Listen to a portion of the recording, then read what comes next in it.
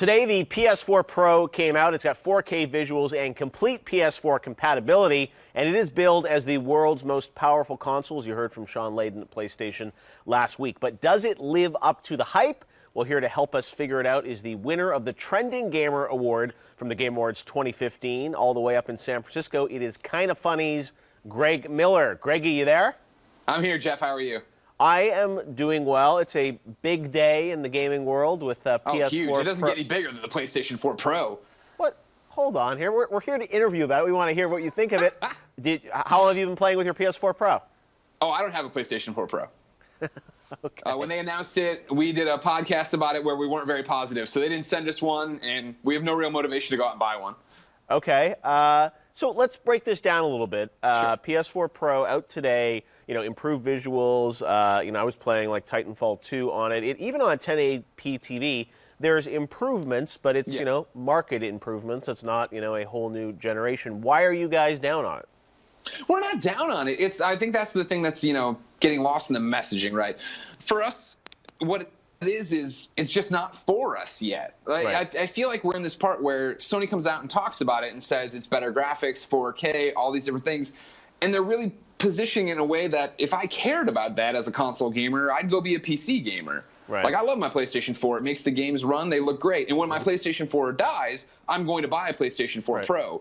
But right now, there's no reason for me to run out and buy it as somebody who doesn't have a 4K TV.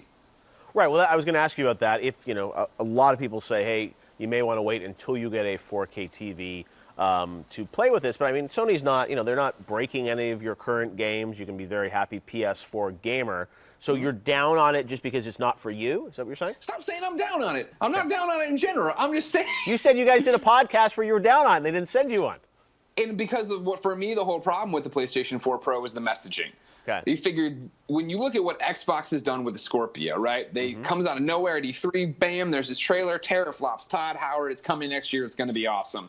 It's excitement about it. Yeah. And for PlayStation 4 Pro, when it was PlayStation 4 Neo, right, it was this developer went and talked to one of the sites and was talking about how they didn't know what it was, but they were being forced to put patches in their games and they weren't excited about it and blah, blah, blah. And then Andrew House came to like the businessinsider.com or whatever and was like, hey, we're not going to talk about this at E3. It's something totally different.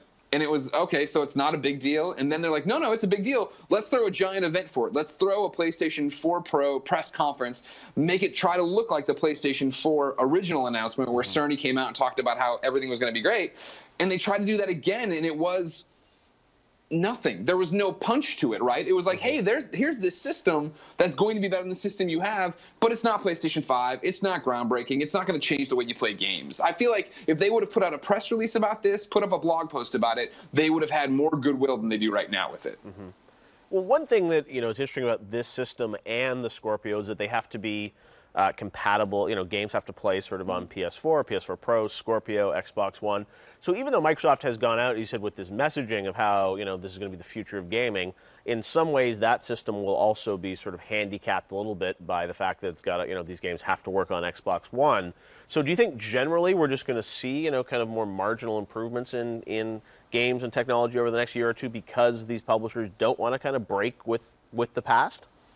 I think what it'll be is you'll have to really see how the PlayStation 4 Pro performs, then how the Scorpio performs, because that's going to inform the decision. I think right now you are seeing PlayStation and Xbox say, well, this kind of works for smartphones. Could it work for consoles? This, not a full number. It's an iteration. It's a little bit different. You get all your games, but you can get a little bit more out of them.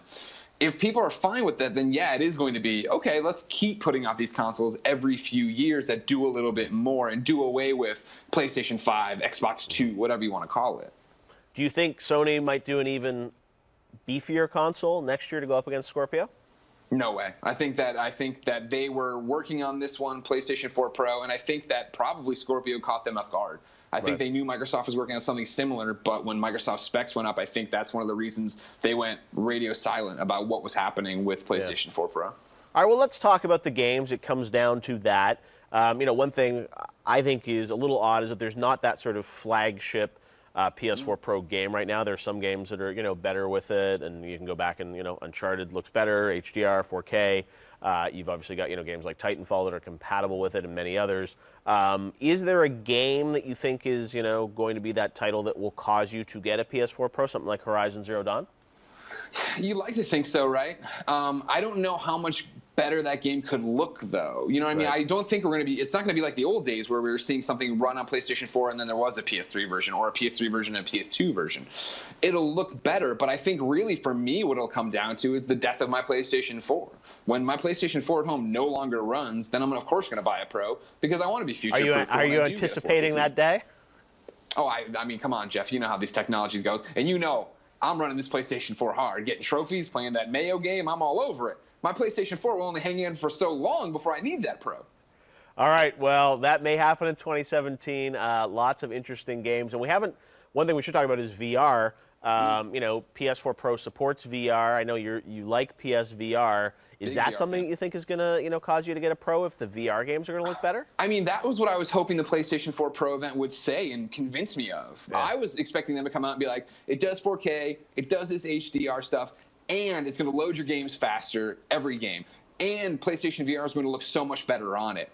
And from what I hear when I read like Ben's article on Polygon, who's one of the biggest VR guys I know, he's saying it might do more. Like it looks a little bit better right now with VR, but it's really all this comes down to what are developers going to put into it. If developers really want to get the most out of this machine, they can, but they're not going to be motivated unless the audience is motivated. And I don't think the audience has been motivated by PlayStation. Awesome. All right. Well, there's lots of food for thought, lots of games to play, and we hope to see you at the Game Awards 2016. Trending Gamer nominees are coming next week, Greg. Oh, thank you very much. I'll start working on my speech. Well, you got to get nominated first. No, it's fine. Don't worry. I think we'll find out next week. Thanks, Greg. Bye, Geoff. Thank you for having me.